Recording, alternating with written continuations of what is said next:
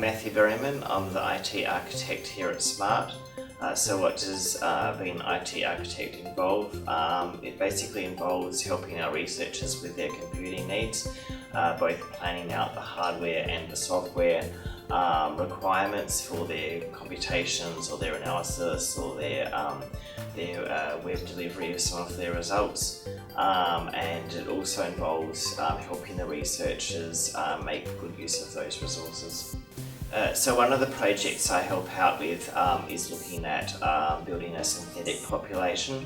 A synthetic population, we take the summary statistics from the ABS, Australian Bureau of Statistics, and other survey data, and then from that we want to construct a large number of computer simulated agents or people where the statistics of that population of all those individuals match the summary statistics. So we've developed some very simple techniques that we've used in the past on our projects, and now we're doing some research into some very advanced statistical techniques to generate that in a very rigorous way.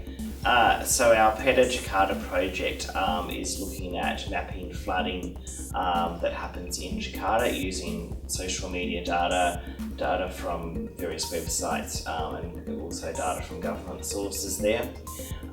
So my role in the project is to basically set up the server infrastructure to host that, and we've gone with Amazon as a very solid commercial provider that then provides a good basis for running that website, and really because it's providing important information to members of the public there on flooding events, which is in some cases life or death situations, and because it's also delivering a service back to the government in Jakarta, that site needs to be really, really reliable. So I put a lot of work into both selecting the provider that we went with, as well as helping with the configuration and setup of our systems on that platform to make it really super reliable.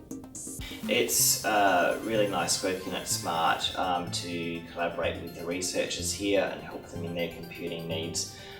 There's some really cutting edge stuff that's happening, both in terms of the research itself, the methods they're using, the simulation tools they're using and developing, as well as both in terms of some of the IT that sits and the software that sits behind that is pretty cutting edge in terms of making it very scalable, using big data, looking at the Internet of Things, and the external partnerships that we've got as well with computing, both the research partners in Jakarta with the PETA Jakarta flood mapping project, the Hong Kong MTR, as well as the computing partners we've got at the NCI, the National Computer Infrastructure Facility in Canberra, as well as the private cloud computing resources that we use overseas.